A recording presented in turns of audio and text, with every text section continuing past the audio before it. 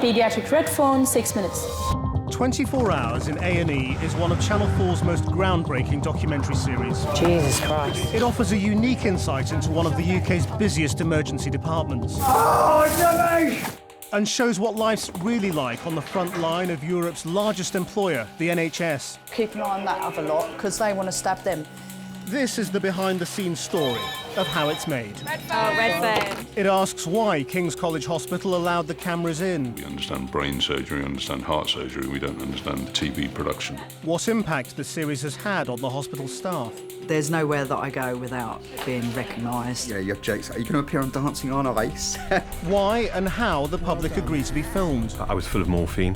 I was full of adrenaline. When they filmed, we didn't know whether Kevin would live or whether he would die. And shows how this award-winning series is made by following this large-scale production as it swings into action once again. When you're in a hospital environment, it's not a film set, this is real.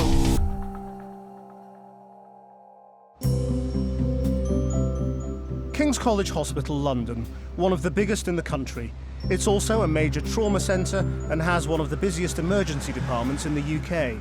I think the staff make King's so special. I think I've worked in a few different A&Es and there's nowhere quite like King's. Over 200 doctors, nurses and support staff work around the clock, treating 400 patients every day. For the TV producers, it was clear that King's emergency department would make fascinating documentary material. Whilst I don't think it's the case that you can't make this series in other hospitals, I am incredibly pleased that we are at King's because there's a special atmosphere there. There's a special quality to the way the staff work, how they interact with each other, how they interact with the patients. Did you dance? Brilliant. Back in 2010, the producers first took the ambitious filming request to the hospital. The NHS and King's had never before opened their doors to be filmed as forensically as this. Honestly, I'd say my first thought was just, no. Why? How would that be possible? And you know, why would we do that? We thought it was quite a big ask, actually, to say, can we come along and put 70 cameras in your emergency department? There's a lot of anxiety about what it would actually mean, given their duty of care to patients. I've got an unconscious gentleman who's intubated, fall from an unknown height onto concrete. He clinically has severe traumatic brain injury. Nicholas, from the first series, showed how critically ill and vulnerable patients are a daily reality at King's. We're just waiting for a number and a name. So the question of letting the cameras in was an enormous decision for the hospital trust. This is an area that we don't understand. You know, we understand brain surgery, we understand heart surgery, we don't understand TV production. So I was nervous from that point of view. There are lots of programmes about emergency departments, and they all tend to be very, very sanitised. It's all very, very nice, and everything happens in a calm, efficient manner. And I was really worried that that's what was going to be shown. And what I wanted to be shown was actually, I suppose, a sort of warts and all documentary. We knew that we had a great department, brilliant staff, the patients were fascinating. It was a leap of faith, but it was the right thing to do. We thought it would be good for the reputation of the trust because we thought it would enhance the nation's understanding of what nurses and doctors do. So we thought that this was a risk worth taking. Nicholas's story illustrated the professionalism of the staff and vindicated the hospital's decision. King's, without doubt, gave my brother back to me. And, you know, you're just lost in admiration. When you walk into that intensive care unit, you just feel stupid. It was a fantastic effort to get him back to where he was.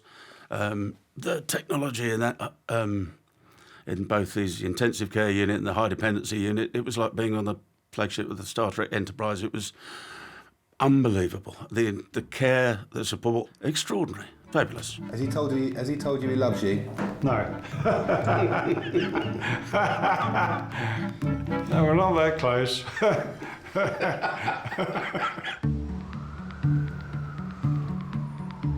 I can't moisturise my hands. He's gonna have one really, really moisturised hand. I can't wank. Vinny! Can you just put my slippers in the bag as well for me? And a bottle of that, you know that by the front door there's some Carver, bring a bottle of that. Once the hospital had agreed to the filming, the production team then had to approach the emergency department staff. The vast majority of staff initially were very pleased to do it. But at the same time, those that didn't want to do, haven't been forced into do it or cajoled into doing it in any way. We took a very pragmatic approach to it. Are you happy to appear on camera and have a mic? Yes or no? And if you say no, well, no means no. A&E Majors, can I help you? Malcolm and I were having a chat and he was like, oh, you know, Channel 4 are interested in coming and making a documentary, what do you think? And I was like, well, I don't know. What kind of documentary? You know, are they going to make us look horrendous or are they going to make us look good at what we do, you know, because I think we do a really good job. 10, we need room 10. I agreed because I wanted people to know why sometimes the wait in the waiting room is so long, because we're dealing with people who are, you know, on the brink of death in another room. Red phone, 6 minutes. Pediatric red phone, 6 minutes. Getting the hospital and its staff on side was only the beginning. For the success of the series, it was crucial the producers stuck to one clear idea. The premise of 24 Hours on A&E is to show the work of an emergency department in a single 24-hour period in every one episode. And it really is a 24-hour period. For complete authenticity, no patients are included from outside this strict time frame. Normal documentaries are trying to tell a story. They're trying to enlighten you on a situation, and they have a shtick, a line, a thought, an argument. 24 Hours on A&E doesn't. It scoops up what happened and edits it together in a way that tells the truth of what happened in that 24-hour period. The producers could never know what each 24-hour period would involve. In Series 2, baby Josiah was a critically ill infant brought in with breathing difficulties. This is 3-month-old Josiah. He's got a BM of 1.5, he's got a temperature of 35.9. This story showed how the challenges of dealing responsibly with a sick baby were not only felt by the emergency department staff. We found this environment, this space where people come into work every day and save lives. That was really incredibly inspiring, and we wanted to reflect that. Right, Mum, you come over here where he can see you. Okay. I'll start, thanks. Another 10 mils? Yeah. So he's sick at the moment, which is why there's lots and lots of people around the bed, but we're doing all the right things to try and sort that out. What I'd like to think that we managed to do was capture it in a way that made people feel that it wasn't intrusive, exploitative, and that we weren't sort of sugarcoating it. He's crying really well over there, which is good. Okay, that's a good sign that he's, you know, awake enough that he's upset at all the mean things that we're doing to him at the moment, so that's good. Unlike many documentaries, the series does not use camera crews. It captures life in the emergency department with a fixed rig. In very basic terms, a fixed rig documentary is one in which you have fixed, remotely operated cameras attached to the wall of an environment, in this case obviously an A&E department. Series 1 we had 70 cameras, and I think subsequently we've gone up to sort of 92 cameras.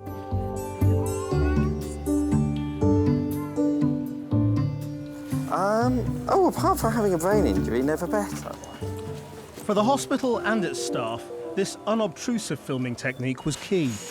I agreed because I thought it wouldn't affect how I would do my day-to-day job, really. I definitely wouldn't have said yes if it was a cameraman and a camera with a boom mic following me. When they first started filming, I was really aware of wearing a microphone and the cameras were watching, but within a couple of days that all went out the window and I just got on with work as usual. I won't let my husband do things and he gets cross. He's right, always. Well, try and get you a bit more comfy, all right? Yeah? OK, that's all right, my darling. Rigs are quite contentious in the documentary world. Some people who've never actually made a rig show see them as glorified CCTV. But what 24 Hours on A&E does better than, I think, any other documentary series is it captures human emotion and the drama of life in a way that any drama writer would give their right arm to be able to do. And that's because of the rig. It's all right. It's all right.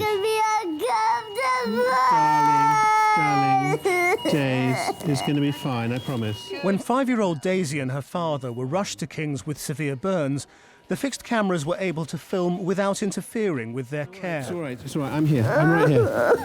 Daisy's treatment wasn't in the slightest bit compromised because throughout the process there was reassurance that the filming was going to be sensitive to the fact that she was in enormous pain and quite a lot of distress.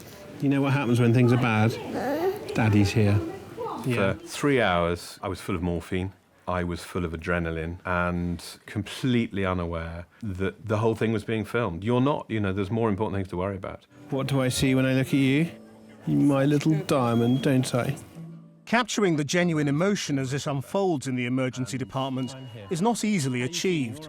To film such intimate scenes once again, an army of technicians is getting ready to install a new camera rig for a new series of 24 Hours in A&E. This involves a set of cameras more complex than any other used in documentary production.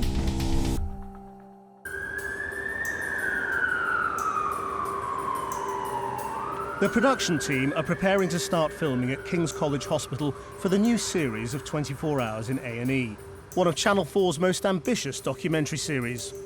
Having the cameras back at King's for a third time, I think it's a very positive thing. It's just continuing the good work of the previous two series and continuing to showcase what we do. The production uses remotely controlled cameras to capture life in the emergency department. 78's up by, should be up by the double doors.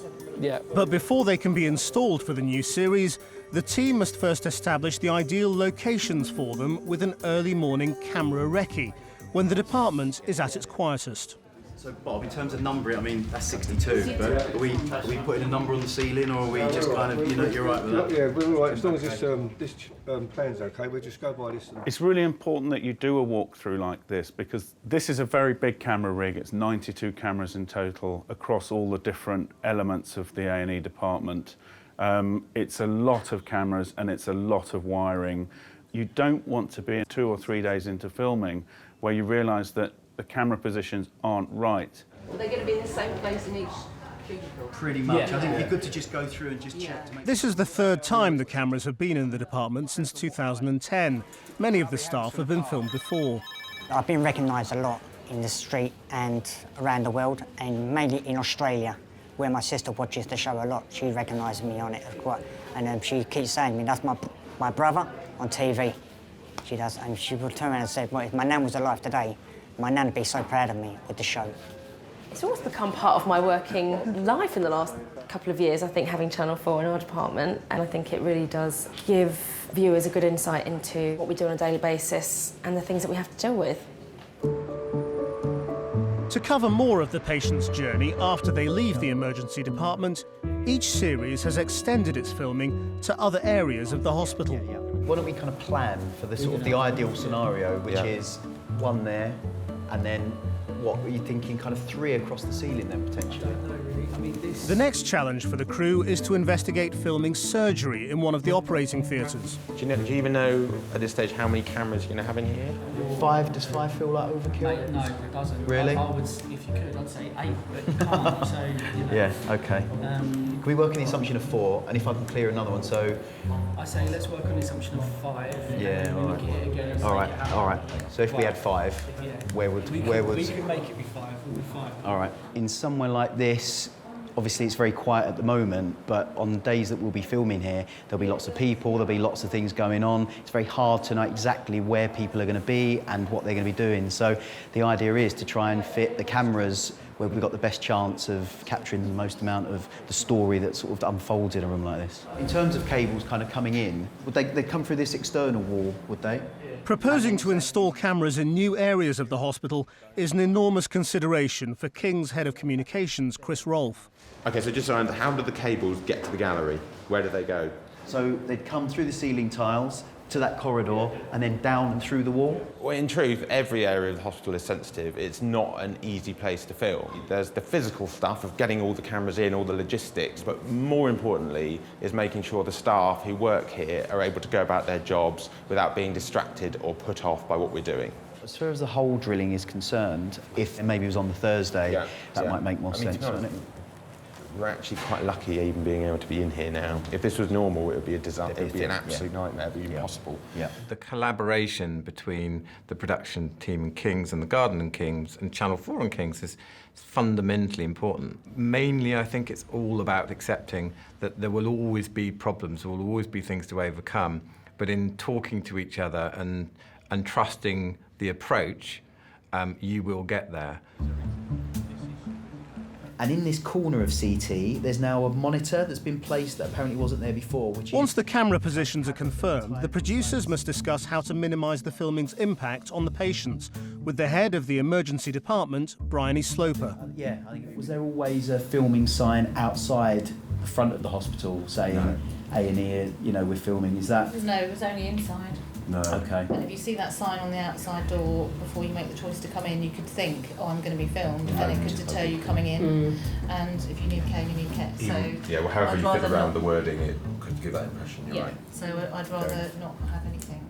There are massive challenges with rigging the department for a programme like this, because obviously we run a hugely busy emergency department, over 400 people a day, whilst we're trying to install all of these cameras around patients and staff without interfering with any patient care at all.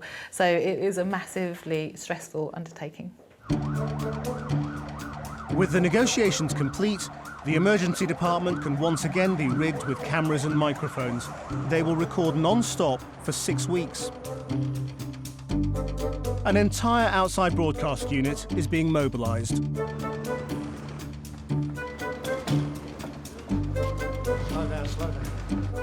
Dozens of technicians work round the clock to install 2 production porter cabins, 92 fixed cameras, and 100 microphones. What the rig enables us to do is to put 92 cameras in the emergency department and just hang out there for 6 weeks to see everything that comes in and out. We get what we think is a very authentic picture of what life is like there. It looks like and is what would be happening if we weren't there. Everything has to be linked by miles of cables concealed in the ceilings and basement of the hospital.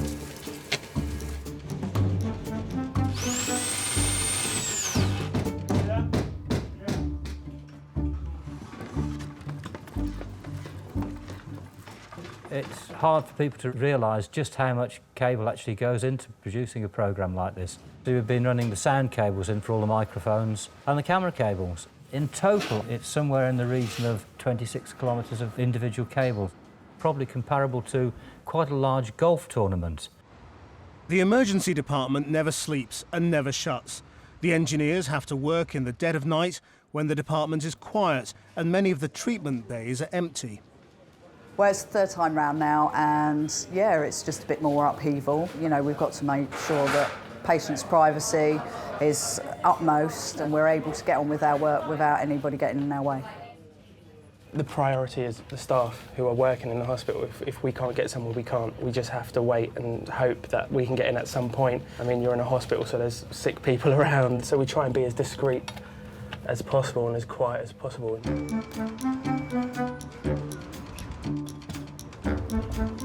A room normally used for storing medical supplies is being transformed into 2 state-of-the-art television galleries.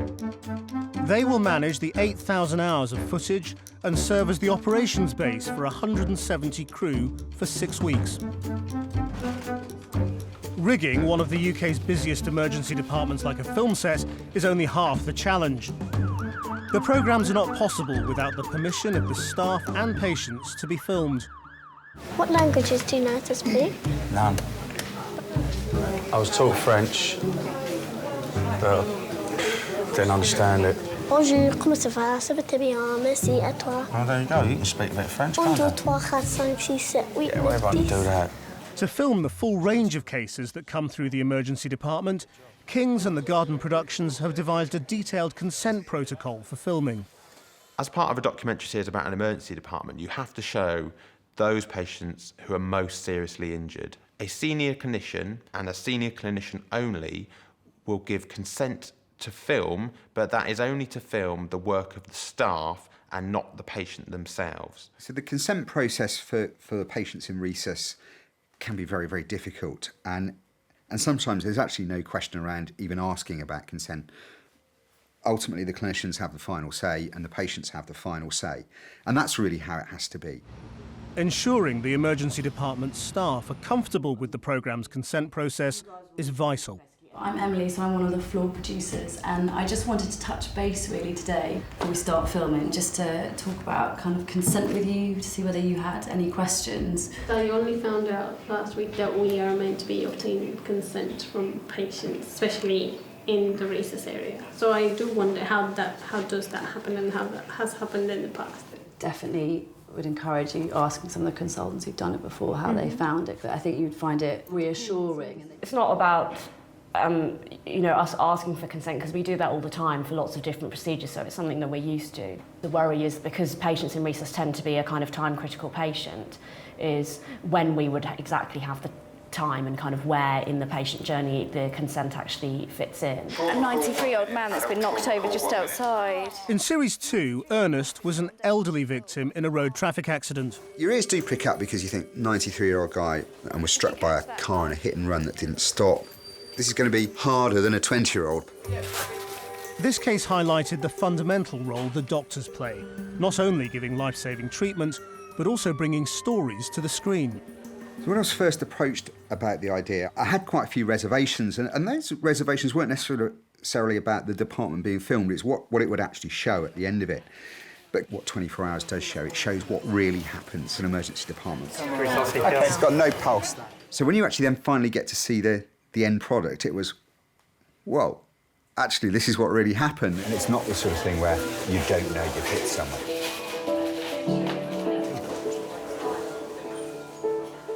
And you can't tell me that someone is driving their car, hits someone and doesn't know they've done it. You just think, bleep me out.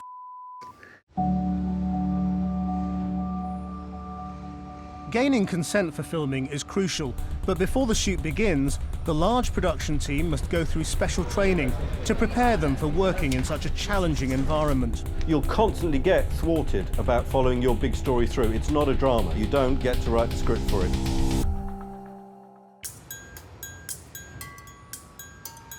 Filming is about to begin for a new series of 24 Hours in A&E.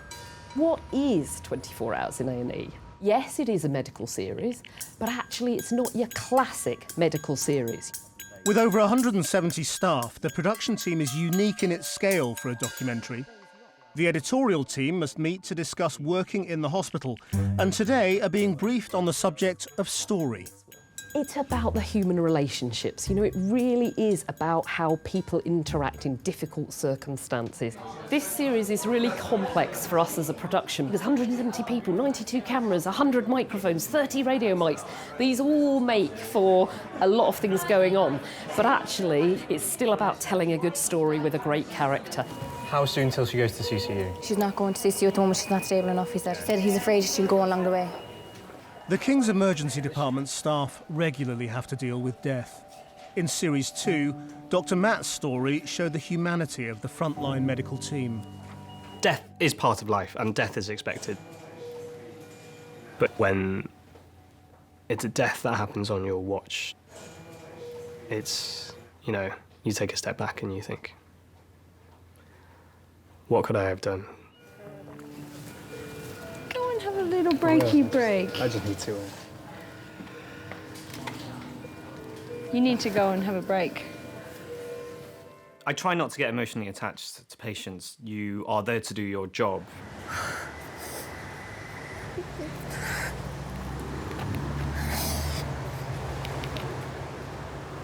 But if you don't feel something when someone is really ill or when someone has died, then you really can't do your job as a doctor, as a nurse, if you don't understand where that grief and the suffering is coming from.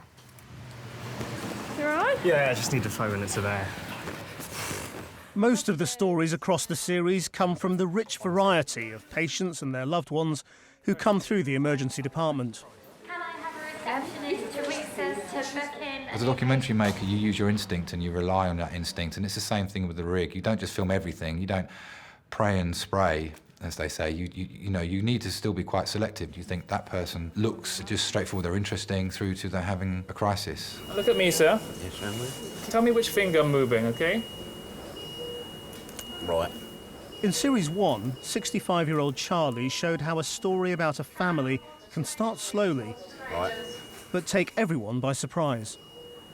Charlie Brown was a taxi driver that had, a few days previously, had an accident in his cab and banged his head, but they discovered that he'd had a stroke. Blimey, that's massive, huh? Huh? He's walking around like that? Yeah, he doesn't know yet. Pretty impressive, huh? I mean, that he hasn't shown stronger symptoms than... He has got very strong symptoms.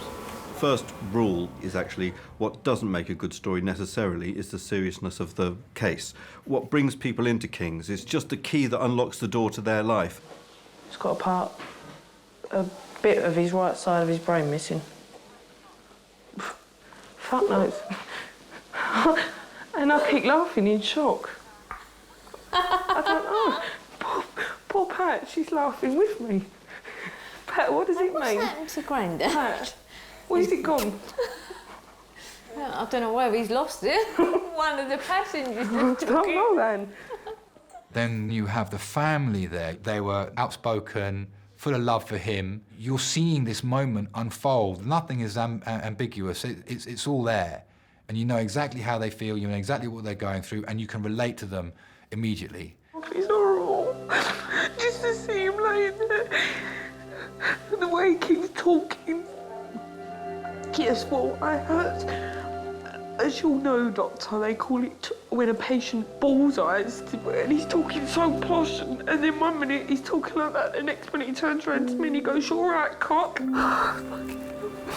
You know, I know this sounds really horrible, but I just keep thinking, how am I going to cope with her having treatment, him being like this, looking after a baby? I can't do it all, Anne. For me, some of my favourite bits of A&E are where the storytelling takes you far, far beyond the actuality that you're seeing, because you really touch on the context of people's lives and the whole of their lives. They may be in this A&E department for a few hours, but I think actually the series tells a much bigger story than that.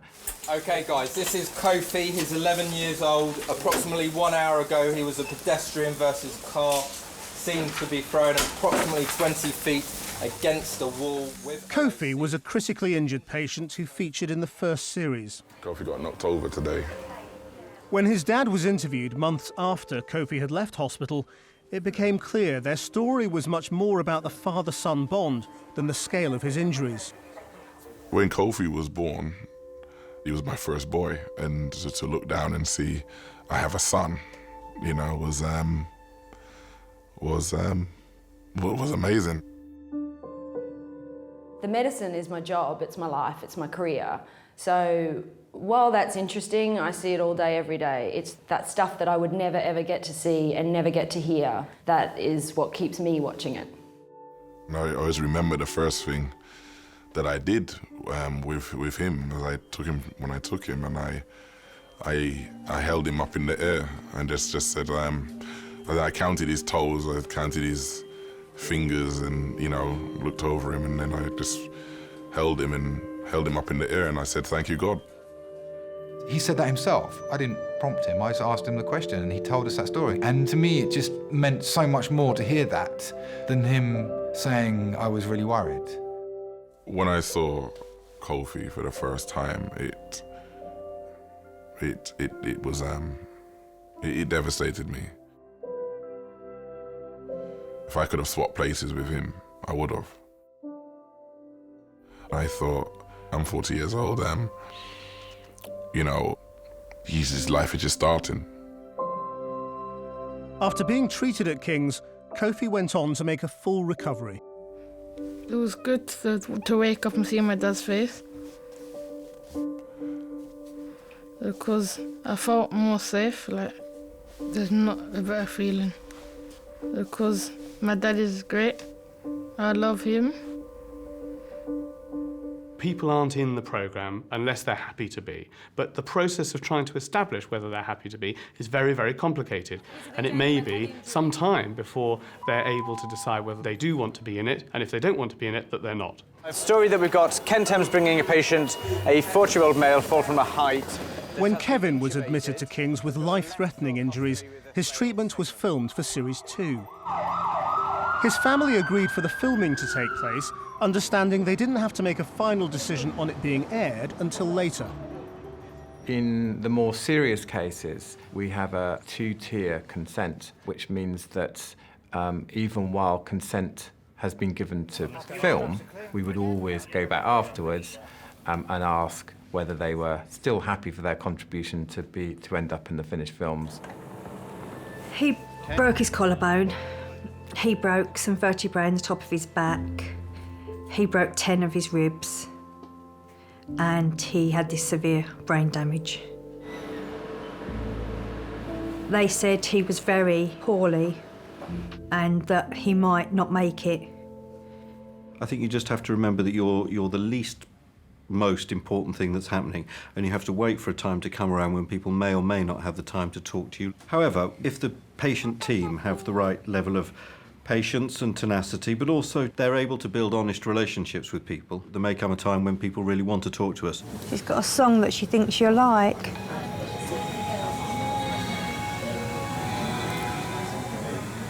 I'm wishing on a star to follow where you are. I'm getting better, Dad.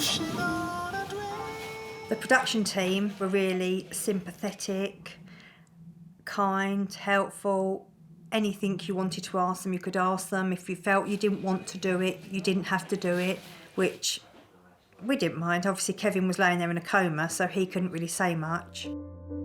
The producers had to wait 3 months during Kevin's recuperation before he gave his permission for the story to be broadcast. To still be here now makes me feel like I'm a bit of a Superman character, really, to be honest with you, because I think 99 out of 100 people, wouldn't be sitting here now, and it's unbelievable, really.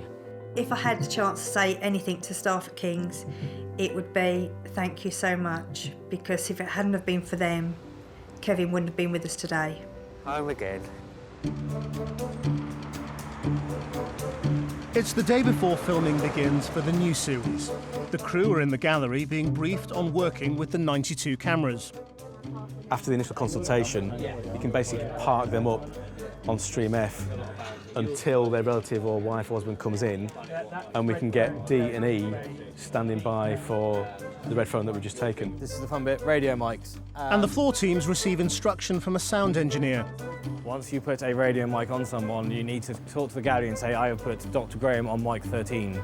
If I don't know what mic someone is on, I don't know. I have 130 faders, and the other guy has 130 faders. It gets quite wearing. It sounds quite simple, but it's amazing how easily it gets forgotten. The team who film when a patient leaves the main camera rig are going through their final checks. I think the challenge is always going to be sort of getting the right angle. We want it to feel like the rig, we want it to look like the rig. It's emergency medicine, we're not going to have loads of time. It's going to be running around, grabbing stuff. We've got things on suctions that are going to get, we can stick onto the wall. So I think the idea is we cover ourselves, to film as best we can, really. The intensive installation and preparation has come to an end. The next time the gallery powers up, it'll record the life of one of the UK's busiest emergency departments, non-stop for 6 weeks. I'm nervous about things like when we turn the cameras on first thing in the morning, they don't work. I'm nervous that as soon as we press record, no patients come in the door for a few hours. But I know those things are going to be all right. So I suppose now I just want to get going. Everyone wants to get going. There's a lot of sort of excitement. It's been a very sort of buzzy atmosphere today. And then we're all just waiting for 7 o'clock tomorrow morning. Cool. That's pretty much it. Filming for the new series of 24 Hours in A&E has started. Red phone. Stand by red phone, second one. Hello, Kings. Emma to Charlotte. Did she sign a release form? Over 6 weeks, the crew will work round the clock in 2 television galleries to capture the life of the emergency department using 92 cameras. They will go on to make 28 episodes to be broadcast to 54 countries. Red phone. And we have another red phone. And then we've got a red phone. We're on it. When that red phone goes, you're kind of like hardwired to know the tone of that exact phone. You want to know what it is, you want to know who's going to take it, you want to know how long it's going to be, and you just think this could be it. The gallery teams are keeping one step ahead of the action. Sounds like a stroke, 50-year-old male. And on the floor in the emergency department's resuscitation unit, producer Rachel is busy establishing what and whom they can film. Having the Channel 4 production team back around seems very familiar. It doesn't feel like they ever left, to be honest. The crew, they're very good at not getting in the way of our treatment of the patients. So are you all right for us to kind of film sensitively? Yeah. Having a floor producer on the shop floor, although initially they're this stranger that you don't really know, they've started to pick up medical terminology and you start to be able to have almost medical conversations with them. Does it sound like the kind of thing that we can kind of film anonymously for now until we can approach the patient? Depends what they're like. If they're lucid, they do. Despite having 92 cameras to choose from, the gallery team can only record on a maximum of 7 at any one time. So it's vital they work out which bay a patient will be treated in before they arrive. So this is bay 4, we think, yeah. You think it's bay 4, hopefully? Yes, we do. Hopefully, although they do like to change the bay numbers. Keep us on our toes. And I've also had a chat with her about asking the consent question, and she's happy to do that. She's been prepped to ask the consent Lovely. And Gaia's going with it. Feeling this one already? How many minutes? 15 minutes time, okay. It's not just the production team inside the hospital that is working hard to follow stories. Okay, great. Yep, okay, I'll head up there now. That's a cath lab case coming in, which means that someone is probably suffering from a heart attack. Hopefully they'll allow us to film. Obviously it's very sensitive, you know, if someone's having a heart attack, it's going to be quite tense.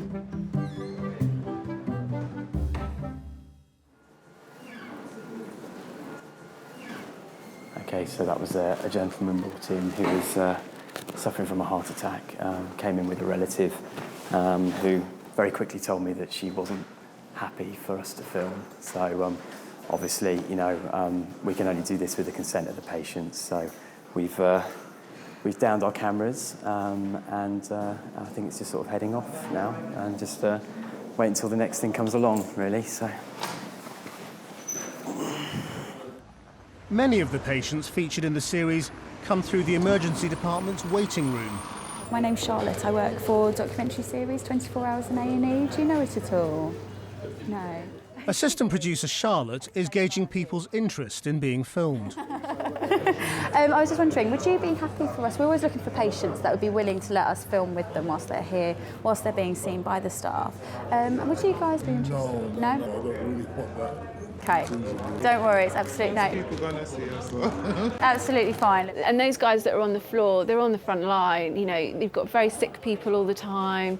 You've got people that don't agree with the filming. You're contending with, you know, someone in the gallery asking you questions all the time. You're not forgetting you're in a hospital environment. You know, it's not a film set, this is real. Hi there, sorry to bother you. Do you mind me asking why you're here today? Oh no, what happened? Which time is it? This one here? Car accident. It's on the racetrack. Racetrack? So you're a race car driver? Gosh, that's quite exciting. I haven't met many race car drivers in the waiting room. People don't often want to speak to you when they're sat in an A&E feeling sick, so you've got to be able to read a situation. You just have to be, I think, just a friendly person and someone who's quite happy to listen to people. Would you be happy to let us film with you whilst you're here today and whilst you're being treated by the guys here in hospital? Would that be all right? Lovely. Thank you so much. If you want to mic him up, then go ahead. Let me just check to see if I've got a mic in my bag. Ah, as if by magic I do. So that rarely ever happens. For the patients in the series that have been filmed on the rig, an important part of concluding their story takes place outside the emergency department. Johnny has been dispatched once again, this time hoping to film on one of the paediatric wards at King's. Hi, Teresa. Hello. How are you?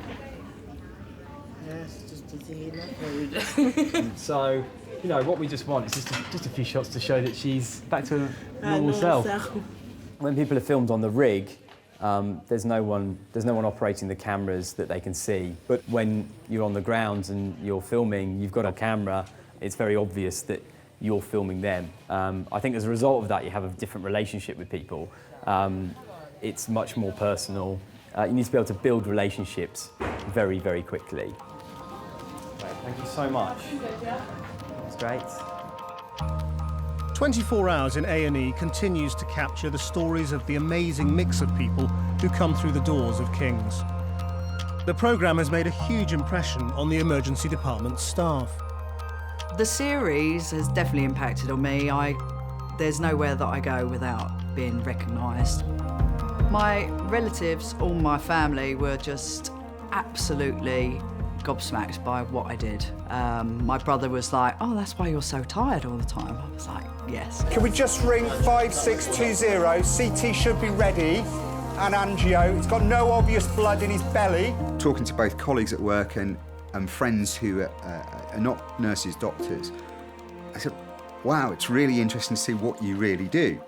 Got quite a lot of ribbing for it, as you can imagine, and jokes about, oh, you're going to be the new Dr. Hillary on daytime TV, and are you going to appear on Dancing on Ice? The day after my particular episode aired, I think the first thing that ever happened was I was walking on my way to work, I was walking through the car park, and some random woman stopped me and said, "You made me cry last night." Then my mate turned and said, "You could be the next Tom Cruise." I'm like, "No, thank you. No way. I'm just plain old Porter Kevin from 24 Hours in A&E." Just topping you up with vodka. I don't want you to have to drink it. It's too much effort. I'll just put it straight in. I personally like watching the waiting room because we don't ever see that. We don't see people sitting, chatting, having a laugh. Some of the conversations that you hear are just hilarious. And they never give you a straight answer. I asked the nurse, "Do you think that I'm going to be able to get an inhaler? I'm asthmatic. Obviously, I'm going to need it." They said to me, "Oh, it's highly possible." No, stick that way. Bollocks. No. John, just put it. No, I'll take that crutch off you, didn't you? It was quite good. What makes her good? She's just a bit dirty, really. Not quite fun and bad. But she's quite annoying, so I think... She's quite annoying? Yeah. The propensity for men to put up with annoyingness for good sex is what most marriages are based on. There was a chap in a recent episode that was saying that, you know, we should complain like you would at McDonald's. You wouldn't wait at McDonald's for an hour. You go to McDonald's and they have, you know, you can fill out a card. I am satisfied, I am dissatisfied. Because I would like to say, I am dissatisfied at this juncture. Yeah, but you're not getting a bloody Big Mac here. A bit frightened. You're a bit frightened. Okay, well, I'm not scary. I know you don't know me. You're bigger than she is, so don't worry. Exactly. I'm tiny. For Channel 4, the special relationship with the hospital is fundamental to the success of the series. 24 Hours in A&E was one of our biggest ever documentary commissions, and King's College Hospital really embraced the production company and Channel 4's ambition. And I think without their help, without their commitment to the process of making this series, it wouldn't be half as good. It was a massive leap of faith on their part that hopefully they feel was repaid. You'll bloody get better, right? You hear me? You're having a full service history. You're having an MOT done, and we're going to get you out of here, right? All right. And you've all got each other here. And to get out of this. Shut up. I hope that 24 Hours in A&E shows the general public that the NHS is absolutely outstanding. Definitely within our emergency department and probably emergency departments up and down the country, we do amazing work on a daily basis. For the patients and their relatives who've appeared in the series, it remains a positive experience. Well, at the time when they filmed the 24 Hours, we didn't know whether Kevin would live or whether he would die.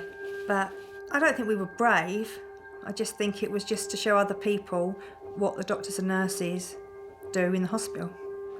It's a very interesting series. It is brilliant, and for every complaint about the NHS, don't forget, particularly in A&E, and from our experience, particularly in King's, The experience you get there, the quality you get there is out of this world. And when there's a problem, that's where you go, and there's a pretty good chance you'll come out of it walking. Good news is no news. Only bad news makes the papers and the TV. For every operation that goes wrong, 50,000 go right. They don't make the papers. 1, 2, 3. And for King's College Hospital, the series has an enduring legacy. Recently, the reputation of the National Health Service has taken quite a battering. So looking back and hopefully looking forward, the fact that we've been prepared to be as transparent as we have been hopefully will go a long way to helping the patients that we serve and that the NHS at large serves, helping them have confidence that the NHS is a world-class organisation. And we're very proud that we decided to do this when perhaps others might have chosen to have not taken the risk. Well, listen. Right, who's not busy? Squeeze that. We can't give up. I know, come on. We've got to be strong for Mum. If it is the last bit, hey. All the patients you're about to see were treated in one department, in just one 24-hour period. After the finishing touches are added, one of Channel 4's most ambitious documentary series is ready for broadcast again. Love, it's a reflex. It's what you do. For many of the families, despite the devastation that they may be facing, they give unconditional love.